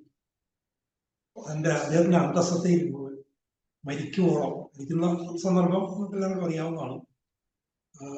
ഷില്ലോങ്ങിൽ വെച്ചുകൊണ്ട് വിദ്യാർത്ഥികളോട് സംസാരിച്ചുകൊണ്ട് അതിനിടയിൽ അദ്ദേഹം മരിക്കുകയാണ് ചെയ്തത്. അങ്ങനെ അദ്ദേഹമായിട്ട് ബന്ധപ്പെട്ട നിരവധി വിദ്യാർത്ഥികളുടെ അനുഭവം എനിക്കറിയാം. ഒരു സാധാരണ തലത്തിലൊരു വിദ്യാർത്ഥിയായിട്ട് നിന്നുകൊണ്ട് അദ്ദേഹത്തെ ഇംപ്രസ് ചെയ്യാൻ ശ്രമിച്ച പലരെയും അറിയാം. ഒരു കേരളത്തിൽ തന്നെ ഒരു അനുഭവം ഉണ്ടായിട്ടുണ്ട്. ഇവിടെ നമ്മുടെ ഡോക്ടർ സലിംകുമാറിന്റെ ഒക്കെ ആ പ്രദേശമാണ്. അവിടെ വളരെ എലീറ്റ് സ്കൂളിൽ അദ്ദേഹം വന്നു. അവിടുത്തെ ഒരു വിദ്യാർത്ഥിയെ മറ്റോ ഈ അഗ്നിച്ചിറകുകൾ മുഴുവൻ കാണാതെ പഠിച്ചപ്പോൾ ഞാനോട്ടൊക്കെ ബന്ധപ്പെട്ടിരുന്നു. കാണാതെ പഠിച്ചിട്ട് അത് മനസ്സെന്ന് പറയാൻ പറ്റും, വലിയ നേട്ടമല്ലെന്നല്ല, അതിൻ്റെ ഒരു ഓർമ്മശക്തിയും ഗ്രഹണശക്തിയും ഒക്കെ ഒരു സൂപ്പർ ലെവലിലുള്ളത്. അപ്പം അത് വെച്ചുകൊണ്ട് അദ്ദേഹത്തെ ഇംപ്രസ് ചെയ്യിക്കാമെന്നാണ് കരുതിയത്. അങ്ങനെ പരിപാടിയിൽ വെച്ച് കുറേ ഭാഗങ്ങളൊക്കെ പറഞ്ഞു. അത് അദ്ദേഹം വളരെ ഇംപ്രസ്ഡ് ആയി. പിന്നീട് പൊതുവായിട്ട് അങ്ങനെ അദ്ദേഹം ആ കുട്ടിയെ അഭിനന്ദിക്കുകയും ചെയ്തു. പിന്നീട് മാനേജറുടെ മുറിയിൽ വെച്ചുകൊണ്ട് ആ കുട്ടിയെ വിളിച്ച് സംസാരിച്ചത് ഞാനിപ്പോഴും ഓർക്കുന്നുണ്ട്. ഇത് ഒരു എങ്ങനെ ഒരു വിദ്യാർത്ഥിയായിരിക്കണം എന്നതിനെ കുറിച്ചുള്ള വളരെ പ്രൊഫൗണ്ടായിട്ടുള്ള ഒരു ആ കുട്ടിക്ക് 7-8 പഠിക്കുന്ന കുട്ടിക്ക് അത്രത്തോളം മനസ്സിലായിരുന്നതേയില്ല. പരമാവധി ലളിതമായിട്ടാണ് അദ്ദേഹം ലളിതമായ ഇംഗ്ലീഷാണ് അദ്ദേഹം പറഞ്ഞത്. കാര്യങ്ങൾ കാണാപ്പാഠം പഠിച്ച് അതിനെ റീപ്രൊഡ്യൂസ് ചെയ്യുന്നത് ഒരു വലിയ കാര്യം ആയിട്ട് നമ്മളുടെ വിദ്യാഭ്യാസ സമ്പ്രദായത്തിൽ നമ്മളുടെ വിദ്യാഭ്യാസ സമ്പ്രദായം അതിനെ പ്രൊമോട്ട് ചെയ്യുന്നുണ്ട്. പരീക്ഷയ്ക്കുള്ള വിജയത്തിനൊക്കെ അത് ആവശ്യമാണ്, അതിന് ഉപയോഗിച്ചുകൊള്ളുക.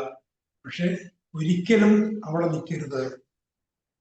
യൂസ് ഓഫ് ഫയർ അല്ലെങ്കിൽ അഗ്നിച്ചിറകുകൾ കാണാതെ പഠിച്ച് പറയുക എന്നുള്ളത് ബുദ്ധിപരമായിട്ടുള്ള ഓർമ്മശക്തിയുമായിട്ട് ബന്ധപ്പെട്ടുള്ള വളരെ നല്ലൊരു കാര്യം. പക്ഷേ അതിൽ നിങ്ങൾക്ക് എന്ത് കിട്ടി? What was your taking out of that? എന്തതിൽ നിന്ന് നിങ്ങൾക്ക് കിട്ടി എന്നുള്ളതാണ് കാര്യം.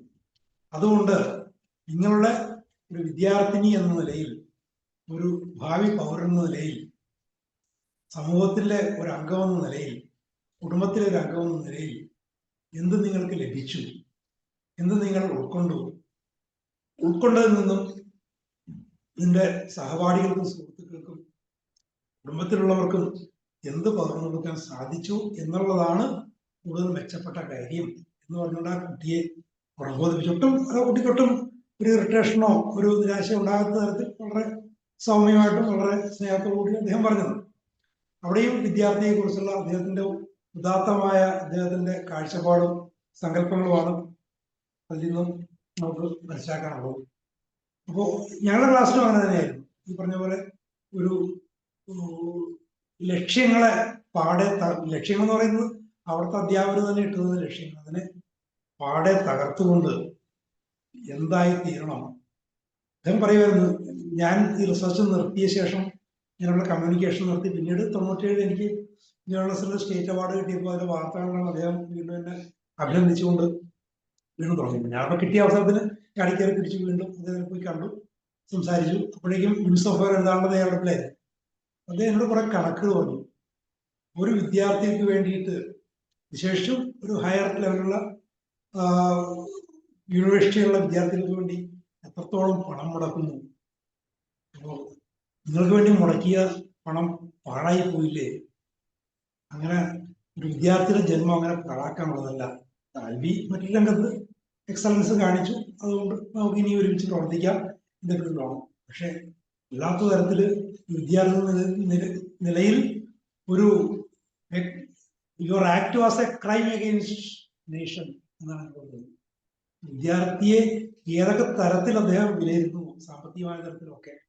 ഞാൻ ഓർക്കുന്നത്, ഞങ്ങൾ യൂണിവേഴ്സിറ്റി പഠിക്കുമ്പോൾ അന്ന് 89 ചേർന്ന സമയത്ത് 2 ലക്ഷം രൂപയാണ്, ഞങ്ങൾ 10 വിദ്യാർത്ഥികൾക്ക് വേണ്ടിയിട്ട് 2 ലക്ഷം രൂപയാണ് UGC കിട്ടിയത്. അന്ന് ഞങ്ങൾക്ക് 10 പേർക്ക് ഓരോ കമ്പ്യൂട്ടർ, അന്ന് മൈക്രോ കമ്പ്യൂട്ടർ, മിനി കമ്പ്യൂട്ടർ എന്നാണ് പറയുന്നത്, ഇപ്പോഴത്തെ ഡെസ്ക്ടോപ്പ്.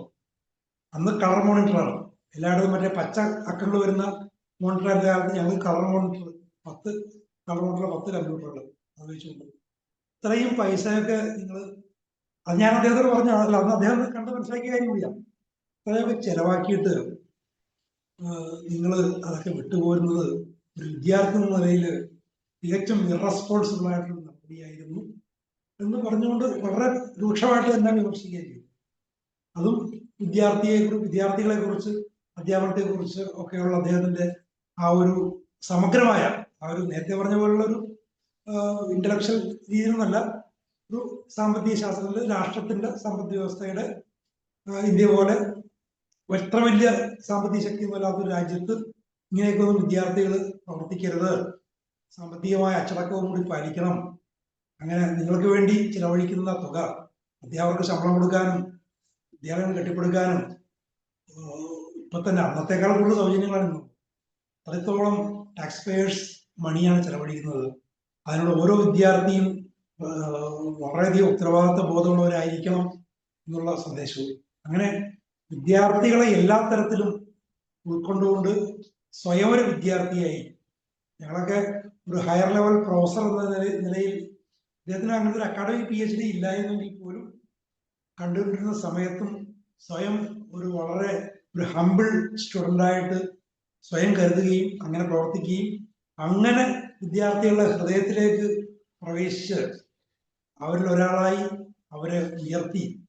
ഞാൻ വീണ്ടും ആവർത്തിക്കുകയാണ്, ഹോമിയോപ്പതി കമ്മ്യൂണിറ്റിയുടെ ആ ഒരു ആപ്തവാക്യം, ഹയർ പർപ്പസ് ഓഫ് ലൈഫ്, അത് കണ്ടെത്താനുള്ള ഒരു പരിശ്രമമായി വിദ്യാർത്ഥി ജീവിതത്തെ കാണണം, അതിനെ ഉൾക്കൊള്ളണം, ഉത്തരവാദിത്തത്തോട് പ്രവർത്തിക്കണം, കഠിനാധ്വാനം ചെയ്യണം എന്നൊക്കെ മരിക്കുന്നവരെ പറഞ്ഞുകൊണ്ടിരുന്ന മനുഷ്യൻ വളരെ അസാധാരണവും അപൂർവവും അസുലഭവും സുരഭിലവും അനർഘവുമായ ഒരു ജന്മമായിരുന്നു. ആ ജന്മത്തിന് മുമ്പിൽ നമസ്കരിച്ചുകൊണ്ട് അദ്ദേഹത്തെ ഓർക്കാൻ സന്മനസ് കാണിച്ച ഈ ഹോമിയോപ്പതി കമ്മ്യൂണിറ്റിക്ക് അദ്ദേഹത്തിന്റെ പേരിൽ, അദ്ദേഹത്തിന്റെ ആത്മാവിന്റെയും അദ്ദേഹത്തിന്റെ ഓർമ്മയുടെയും പേരിൽ കൃതജ്ഞത അർപ്പിച്ചുകൊണ്ട് ഞാൻ നിർത്തുന്നു. നമസ്കാരം. തൽക്കാലം യാത്ര പോവുകയാണ്. ബൈ.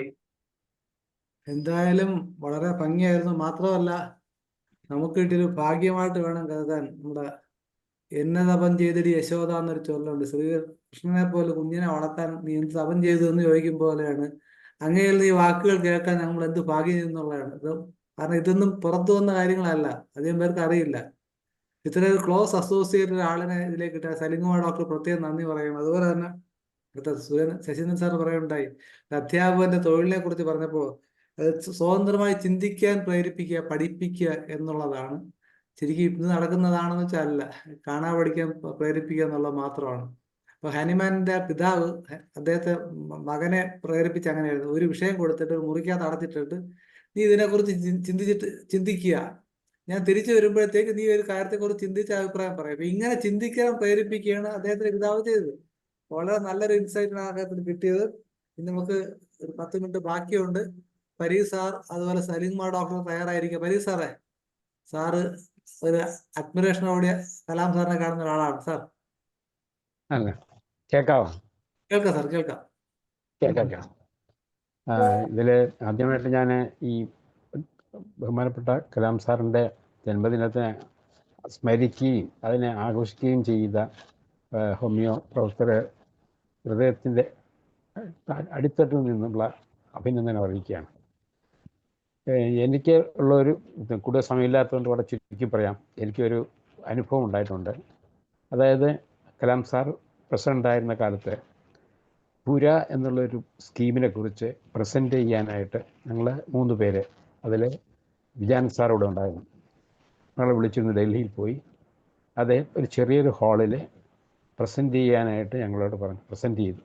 ഒരു വിദ്യാർത്ഥി ഇരിക്കുന്നത് പോലെ തന്നെ അദ്ദേഹം ഇരുന്നുകൊണ്ട് ചോദ്യങ്ങൾ ചോദിക്കുകയും അതിൻ്റെ മൈന്യൂട്ടായിട്ടുള്ള കാര്യങ്ങൾ വരെ ഞങ്ങളൊരു അധ്യാപകരായിട്ട് തന്നെ കണ്ട്, എന്നിട്ട് അവസാനം കഴിഞ്ഞ് തന്നെ പറഞ്ഞു, നിങ്ങൾ രാഷ്ട്രപതി ഭവനിലേക്കൊന്ന് വരണം എന്ന് പറഞ്ഞു. അതിൻ്റെ ഭാഗ്യം ഞാൻ കിട്ടി. രാഷ്ട്രപതി ഭവനിൽ പോവുകയും അദ്ദേഹം അതിനെ ഞങ്ങളെ കാര്യമായ, അത് എന്തൊരു സിമ്പിളായിട്ടുള്ളൊരു മനുഷ്യനാണെന്നുള്ളതാണ്. അപ്പോഴാണ് അദ്ദേഹത്തിൻ്റെ ഗ്രേറ്റ്നെസ് മനസ്സിലായത്. അദ്ദേഹം ഒരു വിദ്യാർത്ഥി, അതുപോലെ തന്നെ അധ്യാപകൻ, അതേസമയത്ത് തന്നെ സയൻറ്റിസ്റ്റ്, സാമൂഹ്യ പരിവർത്തകൻ എന്നുള്ള എല്ലാ നിലകളിലും സൈമിൾട്ടേനിയസ് ആയിട്ട് പ്രവർത്തിക്കുകയാണ്. അതുകൊണ്ട് പിന്നെ പുസ്തകങ്ങൾ വായിച്ചാൽ തന്നെ നമുക്ക് മനസ്സിലാകും ഈ കാര്യങ്ങൾ നമ്മൾ പ്രത്യേകിച്ച് പറയേണ്ടതില്ല. അതാണ് എനിക്കുള്ള ഒരു അനുഭവം. ഭയങ്കര ജീവിതത്തിൽ മറക്കാൻ പറ്റാത്ത ഒരു അനുഭവമാണ്. പിന്നീടുള്ളത് കേരള അസംബ്ലിയിൽ ഞാനന്ന് ഗവൺമെൻറ്റിലുള്ളപ്പോഴാണ്. ഗവൺമെൻറ് ഗാലറിയിൽ ഇരിക്കുമ്പോൾ ഇദ്ദേഹത്തിൻ്റെ ഒരു പ്രസൻറ്റേഷൻ ഉണ്ടായിരുന്നു. അതൊരു പ്രൊഫഷണൽ രീതിയിലുള്ള പ്രസൻറ്റേഷൻ. അദ്ദേഹം പറഞ്ഞ അത്രയും നന്നായിട്ടൊരു വെൽഫെയറിനെ കുറിച്ചും ഡെവലപ്മെൻറ്റിനെ കുറിച്ചും ഒരു മന്ത്രി പോലും അസംബ്ലിയിൽ പറഞ്ഞ് ഞാൻ കേട്ടിട്ടില്ല. ഞാൻ പല ആൾക്കാരുടെ ഏതൊക്കെ സ്കീമാണ് വേണ്ടത്, അതിൻ്റെ പ്രയോറിറ്റൈസ് ചെയ്യേണ്ടത് എങ്ങനെയാണ്, പ്ലാൻ ചെയ്യേണ്ടത് എങ്ങനെയാണ്, അത് മോണിറ്റർ ചെയ്യേണ്ടത് എങ്ങനെയാണ് എന്നുള്ള കാര്യങ്ങളെക്കുറിച്ച് ഗംഭീരമായിട്ടൊരു പ്രസംഗം അദ്ദേഹം ആ അസംബ്ലിയിൽ. ആ കറക്റ്റ് ടൈമൊക്കെ കറക്റ്റായിട്ട് പറഞ്ഞ രീതിയിൽ തന്നെ സമയവും ഒക്കെ, അതിൻ്റെ പ്രൊഫഷണലിസം സമ്മതിച്ചു പറ്റുള്ളൂ. അദ്ദേഹത്തിൻ്റെ ആത്മാവിനെ എല്ലാ നിത്യശാന്തി നേരുകയാണ്. ഇതിലെ ഒരിക്കൽ കൂടി എല്ലാവർക്കും അഭിനന്ദനം അറിയിക്കുകയാണ്. Thank you very much. Thank you. വളരെ നന്ദി സാർ. അബ്ദുൽ കലാം സാർ എപ്പോഴും പറഞ്ഞൊരു കാര്യം, എന്റർപ്രനർഷിപ്പ് ആൻഡ് കണക്ടിവിറ്റി. അദ്ദേഹത്തിന്റെ ഒരുപാട് പ്രസംഗങ്ങളിൽ 2 വാക്ക്, പക്ഷെ എന്താണെന്ന് മനസ്സിലായി ഇപ്പോഴത്തെ നമ്മുടെ ഇന്ത്യ ഗവൺമെന്റ് ചില ആക്ടിവിറ്റീസ് കാണുമ്പോഴാണ്. ഒരുപാട് എന്റർപ്രനർഷിപ്പ് സ്റ്റാർട്ടപ്പ് ഉണ്ട്, ലക്ഷക്കണക്കിന് 1.5 ലക്ഷം സ്റ്റാർട്ടപ്പ് ഉണ്ടാകും. അതുപോലെ കണക്ടിവിറ്റി, എക്സ്പ്രസ് ഹൈവേകൾ. അപ്പൊ ഈ കണക്ടിവിറ്റി ഉണ്ടെങ്കിൽ മാത്രമേ രാജ്യം ഡെവലപ്പ് ചെയ്യുള്ളൂ. അബ്ദുൽ കലാം അദ്ദേഹം കേട്ടിട്ടുണ്ട്. പക്ഷെ എനിക്ക് എന്താണ് പിടിയിട്ടില്ല. ഇപ്പോൾ കണ്ടപ്പോഴാണ് മനസ്സിലായത് എങ്ങനെയാണ് വ്യത്യാസം വരുന്നത്. ഫരീദ് സാറിന്റെ വാക്കുകൾക്ക് നന്ദി. അതുപോലെ നമ്മുടെ ആൽബി സാറ് പറയുന്നുണ്ടല്ലോ, അദ്ദേഹം മറ്റുള്ളവരെ എങ്ങനെ പ്രചോദിപ്പിച്ചു. നമ്മൾ മുല്ലപ്പൂമ്പൊടി ഏറ്റ് കിടക്കും കല്ലിനുമുണ്ടാ സൗരഭ്യം. ആ സൗരഭ്യം പറത്താനും അദ്ദേഹത്തിന് കഴിഞ്ഞു എന്നുള്ളതാണ്. സലികുമാർ ഡോക്ടറെ. പലപ്പോഴും മലയാളികൾ ഒരു മലയാളിയാണ് അബ്ദുൽ കലാം എന്നുള്ള ഒരു വിശ്വാസത്തിൽ ഇരുന്നിട്ടുണ്ട്. പലരും അങ്ങനെ സംസാരിച്ചിട്ടുണ്ടായിരുന്നു. അദ്ദേഹം തമിഴ്നാട്ടുകാരനാണെന്നുള്ള ചിന്ത പോലും മലയാളികൾക്ക് ഉണ്ടായിരുന്നില്ല. പിന്നെ നമ്മൾക്ക് മലയാളിക്ക് എന്നും അഭിമാനിക്കാം. കാര്യം അബ്ദുൽ കലാമിനെ പ്രസിഡന്റ് ആക്കണമെന്ന് ആദ്യം നിർദ്ദേശിച്ചത് നമ്മുടെ ഈ കൊച്ചു കേരളത്തിലെ, ഇന്ത്യയുടെ തെക്കേറ്റത്ത് പാവക്ക പോലെ കിടക്കുന്ന കുഞ്ഞു സംസ്ഥാനത്തിലെ ഒരു പത്രമാണ് അബ്ദുൽ കലാമിനെ പ്രസിഡന്റ് ആക്കണമെന്ന് ആദ്യം മുഖപത്രം എഴുതിയത്. അത് അതിനു മുമ്പും അവര് KR നാരായണന്റെ അങ്ങനെ ഉണ്ടായിരുന്നെങ്കിലും, അങ്ങനെ കേരളമതി എന്ന് പറഞ്ഞൊരു പത്രം എഴുതിയ ഒരു മുഖപത്ര പ്രസംഗത്തിന്, ഒരു പത്രത്തിന്റെ എഡിറ്റോറിയൽ ഇത്രയേറെ ഇമ്പാക്ട് ഉണ്ടാക്കാൻ കഴിയുമെന്നുള്ളത് നമ്മൾ മനസ്സിലാക്കിയത് അങ്ങനെയാണ്. അത് എന്നും നമുക്ക് മലയാളികൾക്ക് അഭിമാനിക്കാം. അത് നമ്മൾ പലർക്കും അറിഞ്ഞൂടാ. കൊച്ചു കേരളത്തിൽ തെക്കേറ്റത്ത് കിടക്കുന്ന ഒരു പത്രം ആരും ചിന്തിക്കുന്നതിന് മുമ്പ് ഈ മനുഷ്യനെ എന്തുകൊണ്ട് നമുക്ക് അടുത്ത രാഷ്ട്രപതിയാക്കിക്കൂടാ എന്നൊരു മുഖപത്രം എഴുതുക, അത് പിന്നീട് സംഭവിക്കുക, അങ്ങനെ ഒന്നുണ്ട്. അത് പലർക്കും അറിയില്ല. എല്ലാവർക്കും അങ്ങനെ അറിയാത്തവർക്ക് വേണ്ടി കൂടി ഞാനത് എഴുതുകയാണ്. ഏതായാലും കേരളം കണ്ട, ഇന്ത്യ കണ്ട ഏറ്റവും വലിയ, നമ്മൾ ഇന്നിപ്പോ റോക്കറ്റ് അങ്ങോട്ട് പോയി അഗ്നി വിക്ഷേപിച്ചു, ഇത് വിക്ഷേപിച്ചു എന്നൊക്കെ പറഞ്ഞ് ഇത് ചെയ്യുമ്പോൾ അതിനൊക്കെ കാരണക്കാരനായ ആ വ്യക്തിയെ നമുക്ക് ഓർക്കാതിരിക്കാനാവില്ല. ഓക്കെ. അതെ, അതുപോലെ തന്നെ കഴിഞ്ഞ ദിവസം വേണുഗോപാൽ റെഡ്ഡിയാർ സാറ് പറയുന്നുണ്ട്, അദ്ദേഹം ഈ അബ്ദുൽ കലാം സാർ താമസിച്ചിരുന്നതിന് അവിടെ ക്ലിനിക്ക് നടത്തിയിരുന്നെന്നും, അപ്പൊ അവിടെ ഒരു ചെരുപ്പ് കുത്തുന്ന ഒരാളുണ്ടായിരുന്നു. പുള്ളി അദ്ദേഹത്തോട് സംസാരിച്ച് പറഞ്ഞാണ് കലാം സാറിനെ കുറിച്ച് പറഞ്ഞു, പുള്ളിയുടെ ഷൂ എന്നാണ് ഇദ്ദേഹമായിരുന്നു. അപ്പം അതുപോലെ തന്നെ ഈ വളരെ ഏത് ആൾക്കാരോടും അയ്യ എന്ന് വിളിച്ചാണ് സംസാരിക്കുന്നത്. റെസ്പെക്റ്റോട് പറയുന്ന വാക്കുകളാണ്. ആരെയാണെങ്കിലും അവളുടെ അത്രയും ബഹുമാനം കൊടുത്ത് സംസാരിക്കുന്ന എന്നൊരു വ്യക്തിത്വം കൂടിയായിരുന്നു അബ്ദുൽ കലാം സാർ എന്ന് പറയേണ്ടി വരും. തീർച്ചയായിട്ടും തിരുവനന്തപുരത്തിന് അഭിമാനിക്കുക. കാരണം തിരുവനന്തപുരത്തോട്ടാണ് അദ്ദേഹം ഏറ്റവും കൂടുതൽ കണക്ഷൻ ഉണ്ടായിരുന്നത്. സാറ് പറഞ്ഞ പോലെ തമിഴ്നാട്ടുകാരനായിരുന്നെങ്കിലും പലതുകൊണ്ടും അദ്ദേഹം അബ്ദുൽ കലാം മാറിയതും ശാസ്ത്രജ്ഞനായതും എല്ലാം തന്നെ ഈ നഗരത്തിൽ കൂടെ ആയിരുന്നു. ജയചന്ദ്രൻ സാർ, ജയചന്ദ്രൻ ഡോക്ടറെ അൺമ്യൂട്ട് ചെയ്യാമോ? ജയചന്ദ്രൻ ഡോക്ടറെ അൺമ്യൂട്ട് ചെയ്യാമോ? ഹലോ, കേൾക്കാം, പറഞ്ഞോളൂ. എൻ്റെ ജീവിതത്തിൽ ഒരു വലിയ ഭാഗ്യമായി എനിക്ക് ഉണ്ടായ ഒരു അനുഭവം പറയാനാണ്. ഞാൻ ഹോമിയോ കോളേജിൽ ചേർന്ന് പഠിക്കുന്ന സമയത്ത് ട്രിവാൻഡ്രത്ത് ചെട്ടികുളങ്ങര എന്ന് പറയുന്ന സ്ഥലത്ത് എൻ്റെ വല്യമ്മയുടെ വീട്ടിലാണ് താമസിച്ച് പഠിച്ചുകൊണ്ടിരുന്നത്. അവിടെ വീട് മെയിൻറ്റെയിൻ ചെയ്തപ്പോൾ ഒരു 2-3 മാസം എന്നെ പുളിമൂട്ടിലൊരു ലോഡ്ജിൽ കൊണ്ടാക്കി. അപ്പോൾ ആ പുളിമൂട്ടിൽ തന്നെ താഴെ ഗാന്ധാരിമ്മൻ കോവിൽ എന്ന് പറയുന്ന ഒരു കോവിലിനടുത്ത് ഗുരുവായൂരപ്പൻ ഹോട്ടൽ എന്ന് പറഞ്ഞൊരു ഹോട്ടലുണ്ടായിരുന്നു. അവിടെ ഇരുന്ന് എനിക്ക് അച്ഛൻ ആഹാരം ഏർപ്പാട് ചെയ്ത് തന്നിരുന്നത്. അങ്ങനെ ഞാൻ അവിടെ ആഹാരം കഴിക്കാൻ പോകുമ്പോൾ അന്ന് ഈ കലാം സാറ് ISROയിൽ ഉദ്യോഗസ്ഥനായിരുന്നു. പുള്ളിക്കാരനും അവിടെയാണ് ആഹാരം കഴിക്കാൻ വന്നത്. ഞാനും അവിടെ ആഹാരം കഴിക്കാൻ പോയിട്ടുണ്ട്. അങ്ങനെ ഞങ്ങൾ അടുത്തിരുന്ന് അങ്ങോട്ടും ഇങ്ങോട്ടും സംസാരിക്കുകയും മിണ്ടുകയൊക്കെ ചെയ്യാനുള്ള ഒരു ഭാഗ്യം ഉണ്ടായിട്ടുണ്ട്. പിന്നെ ഒരവസരത്തിൽ അവസാനമായി കാണുമ്പോൾ അദ്ദേഹം എന്നോട് പറഞ്ഞത്, എനിക്ക് ഹോമിയോ മരുന്ന് വളരെ ഇഷ്ടമാണ്, നന്നായി പഠിക്കണം കേട്ടോ, നന്നായി പഠിച്ച് ഒരു കൊച്ചുകുട്ടിയോട് പറയുമ്പോൾ അല്ലേ, നന്നായി പഠിച്ച് മിടുക്കനാവണം എന്നൊക്കെ എന്നെ ഉപദേശിച്ചാണ് പുള്ളി വിട്ടത്. പിന്നെ പുള്ളിക്ക് സാധാരണ കുളിച്ചു കഴിഞ്ഞാൽ തല പോകുന്ന ശീലമില്ല. കൈ കൊണ്ട് തന്നെ മുടിയെ ഒതുക്കി വെച്ചിട്ടാണ് പുള്ളി ആഹാരം കഴിക്കാൻ വരുന്നത്. ഒരു ദിവസം ഹോട്ടലിൽ അവിടെ ഉണ്ടായിരുന്ന ഒരു ഉദ്യോഗസ്ഥൻ ഒരു ചീപ്പെടുത്ത് പുള്ളിയുടെ തല ഇങ്ങനെ പകുത്തു വെച്ച് കോതി വെച്ചു. ആ ഹെയർ സ്റ്റൈൽ തന്നെയാണ് പുള്ളി മരിക്കുന്നത് വരെ കൊണ്ട് നടന്നത്. പിന്നെ ഒന്ന് അവിടെ അടുത്തൊരു ചെരുപ്പൂത്തി ഉണ്ടായിരുന്നു. ഈ ചെരുപ്പൂത്തിയുടെ അടുത്ത് പുള്ളി ചെരുപ്പ് നന്നാക്കാൻ പോകുമായിരുന്നു. പുള്ളി രാഷ്ട്രപതി ആയപ്പോഴത്തേക്ക് ഈ ചെരുപ്പൂത്തിയെ കാണണം എന്നുള്ള ആഗ്രഹത്തിൽ രാജ്ഭവനിൽ നിന്ന് പോലീസിനെ വിട്ട് ഈ ചെരുപ്പൂത്തിയെ വിളിപ്പിച്ചു. ഈ ചെരുപ്പൂത്തി അവിടെ ചെന്ന് അങ്ങനെ പേടിച്ചു പോയി. പോലീസ് എന്ന് എന്തിനാ എടുത്തോണ്ട് പോകണം. അവിടെ രാജ്ഭവനിൽ ചെന്നപ്പോഴാണ് ഈ കലാം സാറാണ് വിളിപ്പിച്ചതെന്ന് അറിഞ്ഞു. പുള്ളി അവിടെ ഇരുന്ന് കരഞ്ഞ് കണ്ണീരോടുകൂടി ഇത്രയും വലിയ ഉന്നത പദവിയിൽ എത്തിയിട്ട് ഈ എളിയവനെ മറന്നില്ലല്ലോ എന്നുള്ള രീതിയിൽ കെട്ടിപ്പിടിച്ച് കരഞ്ഞ് കാലിൽ തൊട്ട് തൊഴുതൊക്കെയാണ് അദ്ദേഹം ഇറങ്ങി വന്നത്. അങ്ങനെ ഈ ജീവിതത്തിൽ അദ്ദേഹത്തെ കാണാനും സംസാരിക്കാനും ഒക്കെ ഉണ്ടായ ഒരു ഭാഗ്യം എനിക്കും ഉണ്ടായിട്ടുണ്ട്. അത് ഓർമ്മിക്കാതിരിക്കാൻ നിവൃത്തിയില്ല. ഈ അവസരത്തിൽ അത് പറയാൻ വേണ്ടി എനിക്ക് അവസരം തന്ന മനോജ് സാറിനോട് എൻ്റെ നന്ദി അറിയിക്കുന്നു. അതെന്തായാലും തീർച്ചയായിട്ടും ഭാഗ്യമാണ്, പുണ്യവാൻ എന്നത് നിർണയം തന്നെ, നമുക്ക് സംശയമില്ല. നമുക്ക് പരിപാടി അവസാനം സമയമായി. ഇപ്പൊ അബ്ദുൽ കലാം സാറിനെ കുറിച്ച് പറയേണ്ട കൃത്യത, IFBH കൃത്യതയിൽ വളരെ വളരെ ഇതൊരു അണിവിടെ തെറ്റിക്കാറില്ല. നമുക്ക് നന്ദി പറയാനായിട്ട് മറിയാം ഡോക്ടർ ക്ഷണിക്കാം. മറിയാം ഡോക്ടറെ. നന്ദി മനോജ് ഡോക്ടർ. വിദ്യാർത്ഥി ദിനവും ആരാധ്യനായ APJ അബ്ദുൽ കലാം അവരുടെ ജന്മദിനവും അനുബന്ധിച്ചുള്ള IFBH നടത്തിയ പ്രത്യേക പരിപാടിയുടെ ഉദ്ഘാടന കർമ്മം നിർവഹിക്കുകയും ശാസ്ത്രീയമായ അനേകം നേട്ടങ്ങൾ കൈവരിച്ച അബ്ദുൽ കലാം സാറിൻ്റെ വിദ്യാർത്ഥികളുമായുള്ള അടുപ്പത്തെക്കുറിച്ചും വിദ്യാഭ്യാസം കൊണ്ട് മനോഹരമായ മനസ്സുകളെ സൃഷ്ടിക്കണമെന്നുള്ള അദ്ദേഹത്തിൻ്റെ ആഗ്രഹത്തെക്കുറിച്ചും ഭാവി തലമുറയിലുള്ള അദ്ദേഹത്തിൻ്റെ പ്രതീക്ഷയെക്കുറിച്ചും വിശദീകരിച്ച സമസ്ത കേരള സാഹിത്യ പരിഷത്ത് സെക്രട്ടറി അഡ്വക്കേറ്റ് MK ശശീന്ദ്രൻ സാറിന് IFBHൻ്റെയും ഈ പരിപാടിയിൽ പങ്കെടുക്കുന്ന എല്ലാവരുടെയും പേരിൽ ആദരപൂർവ്വം നന്ദി അറിയിക്കുന്നു.